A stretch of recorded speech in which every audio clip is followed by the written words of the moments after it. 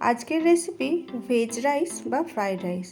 আপনারা যে যেরকম নামে এটা বলতে পারেন।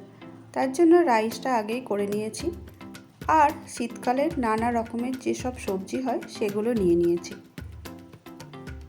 শীতকালে গরম গরম এই ফ্রাইড রাইস খেতে সত্যিই খুব ভালো লাগে, আর শীতকালে নানা রকমের সবজি হয়।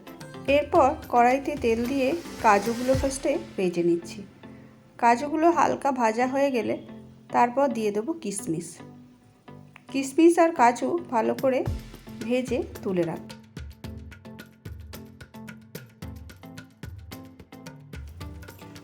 এরপর ওই কড়াইতেই তেজপাতা ফোড়নে দেব, আর দিয়ে দেব গোটা গরম মশলা।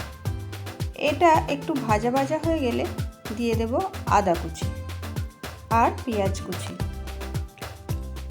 আদা আর পেঁয়াজ কুচিটা হালকা ভাজা ভাজা হয়ে গেলে দিয়ে দেব কেটে রাখা সবজিগুলো। যেই সবজিগুলো একটু শক্ত, মানে ভাজতে টাইম লাগে, সেই সবজিগুলো আগে দিয়ে দেব। তারপর আস্তে আস্তে আরও যে নানা রকমের যেগুলো সবজি আছে সেগুলো দিয়ে দেবো।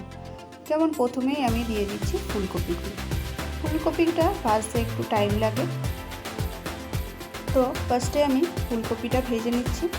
তারপর দিয়ে দেবো গাজর, এরপরে দিয়ে দেবো কয়েকটা কাঁচা লঙ্কা, তারপর দিয়ে দেবো গাজর, মটরশুঁটি,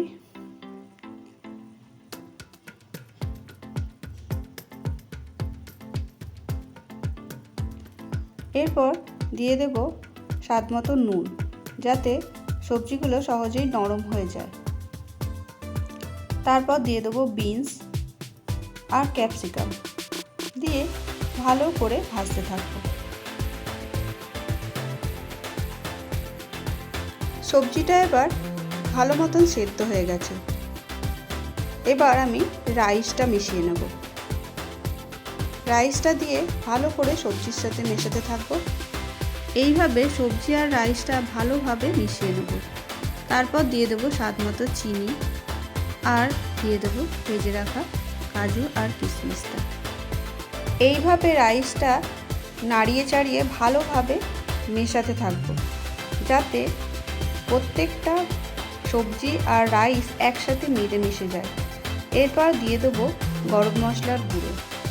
গরম মশলার গুঁড়োটাও ভালোভাবে মিশিয়ে ঢেকে রেখে দেবো, যাতে পুরো সবজির সাথে রাইসগুলো খুব সুন্দর করে মিশে যায়। রাইসটা আমার একদম তৈরি হয়ে গেছে। আমি এবার পরিবেশন করব। আমি এখানে গরম গরম চিকেন কষার সাথে পরিবেশন করেছি, আর দিয়ে দিয়েছি পেঁয়াজ। আপনারা আপনাদের ইচ্ছে মতন এখানে নানা রকমের আইটেম দিয়ে এটা খেতে পারেন। শীতের দিনে এই রকম গরম গরম ভেজ রাইস খুব ভালো লাগে। আপনারা বলবেন এই রান্নাটা আপনাদের কেমন লাগলো। যদি ভালো লেগে থাকে তাহলে একটা লাইক করে দেবেন। ধন্যবাদ।